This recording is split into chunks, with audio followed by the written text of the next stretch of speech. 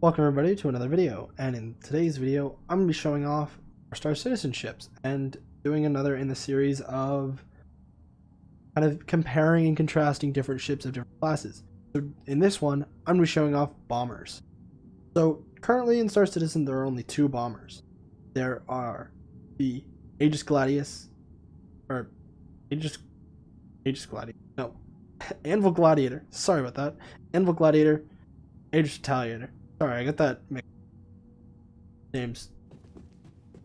But those are the two bombers that are currently in-game look at in Star Citizen. There are also two others I'm going to be talking about, and they're the ones I'm going to talk about first. The first one I'm going to talk about is the Aegis Eclipse, brand new concept bomber that was just released, or just released at the time of recording this video. I don't know what order this one's going to be out in, but whatever, it's the new bomber. And what it is it is a stealth bomber that can carry size 9 torpedoes, which are the big torpedoes. So its advantage is it is stealthy, it is quiet, and it is small, similar to the size of the Gladiator, but it carries bigger torpedoes, and it carries a very small signature because it is a stealth craft. It doesn't have very good weapons, it doesn't have anything it can really fight back with, but its torpedoes will appear out of nowhere, appear into nowhere. So, it's personally my favorite bomber, but some people like others different for different reasons. So I'm going to go over the Vanguard Harbinger now. The Harbinger, we don't know much about. We know that it carries torpedoes a bit bigger than the Gladiator, not as big as the Retaliator's torpedoes. I believe it might carry similar sized torpedoes, but it is basically just a module to the Vanguard Warden that you get in videos. It is like you're attaching a bomb bay to the Warden, pulling it to different. So now I'm going to show you guys the ships that we have and walk around them and tell you guys what the differences are, other than obviously the size and what makes one better than the other at different aspects. The first one I'm going to go over is the Anvil Gladiator. So the Gladiator, it's a fighter bomber. So it is fighter sized, but it is a bomber. In other words, it can fight, it can bomb, and it's this size.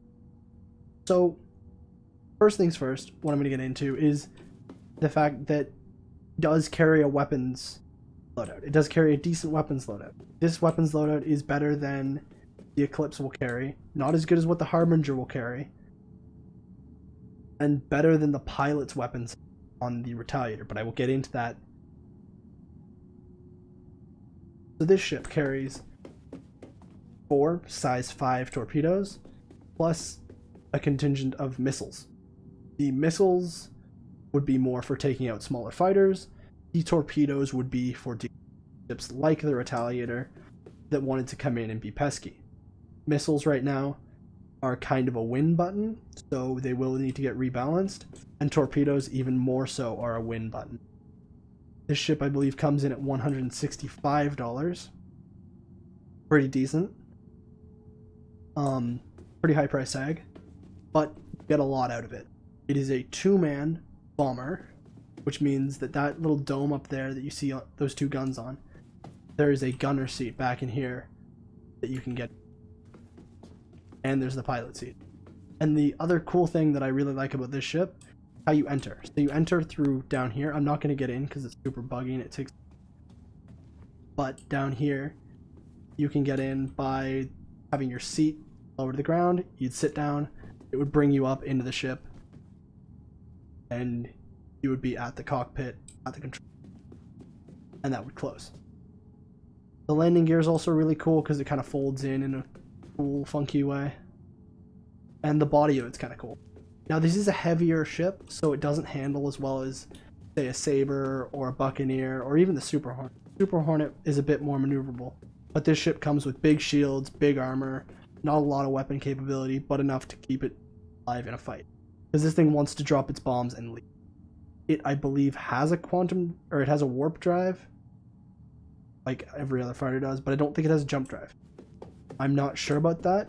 Don't quote me. But at least I know it can be fitted with. So this is the light bomber. Good for its own things, good against fighters. It'll be able to deal with fighters very easily if it has a payload. If it loses its payload, its weapons are kind of iffy, but you get away with it. Now looking at the main full-scale bomber, Star Citizen, the Retaliator. Now this one I will go into because I want to show you guys the torpedoes and everything, but the Retaliator is Aegis's prized possession when it comes to bombers, except for the Eclipse, which is a prized possession, but it didn't happen. Those kinds of things. Because it was the UEE Navy's first strike weapon. And it was stealth, and is stealth, so, you know, you don't want everybody knowing about your stealth ship because they're looking for it. The Retaliator is a good ship. It's huge, carries a lot of people in it, and it has 5 turrets dotted around it, which means for defense. It is better at defending itself than the Gladiator, but the pilot has control of no weapons, or no weapons that are controlled by the pilot. You have 5 gunners that each have 2 size 2 weapons, and you have to rely on those gunners to keep you alive in a fight. That's why the Retaliator doesn't want to go after fighters strictly. It wants to go after things like constellations, or caterpillars, or starfarers, or freelancers, because it can kill them very easily, because they can't outmaneuver the Retaliator's turrets and missiles. So if I go towards the back of the Retaliator here, I can show you the first missile bay. So it comes with 2 torpedoes in the back, and the torpedoes are same size that'll be on the Eclipse, size 9, and they're very, very dangerous. It also has a crew station like most other big ships do. And then there's the front, same sort of setup. You can come in and see the torpedoes in here. The torpedoes in the front are on these lift systems, but these lift systems also have auto loaders on. So the torpedoes can be automatically loaded once fired. You have 6 shots total without having to reload anything, which means you can punch a hole in a lot of different spacecraft with this Retaliator. It also has single pilot seat, but it does, as opposed to the others, have traditional living quarters. Up in the top floor, it has a traditional living quarters situation and setup. It has a traditional bathroom. It's built like a traditional ship. It's a traditional multi-crew ship, whereas the Harbinger has a very basic living setup, and the Gladiator and the Eclipse don't have any living setup. But in the defense of the Retaliator, it is bigger, it is meant for missions, so it does need to have space for a crew to live. It can support a crew of, I believe, 7 at a time, which is good. It also is very different than the other 2 ships in the fact that it can be transitioned into a ship that is not a bomber. You can pull the bomb bays out completely and put modules in there for things that aren't bombs. You can make a living area, you can have a drop pod mod, you can do that kind of thing with the Retaliator instead of just using bomber. So in my opinion, the bomber that you should use for bigger ships is the Retaliator. The bomber you should use for smaller ships is the Gladiator.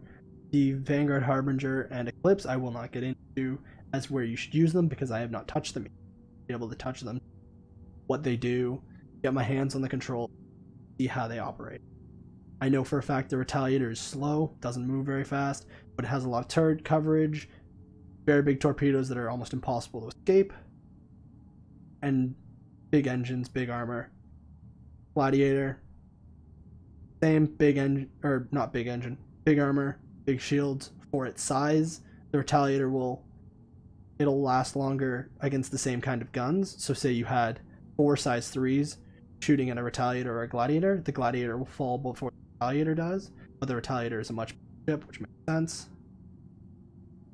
But in the grand scheme of things, both perfect bombers for what they're meant to do, and I can't really give an opinion one or the other. I personally like the Gladiator if I want to fight small targets and be a bomber. I like the Retaliator if I want to fight big targets. And they both do their jobs. Until I have the Harbinger and Eclipse, I can't really decide what of the bombers is going to be best at what. I can't make my decision on what bomber is my favorite because none. Eclipse is going to be able to take up big targets, so maybe it'll one up the Retaliator. The Harbinger is going to be able to take on fighters better than maybe the Gladiator will. So who knows? And those will be videos I can make when those ships are finally implemented in the game. But thank you guys for watching.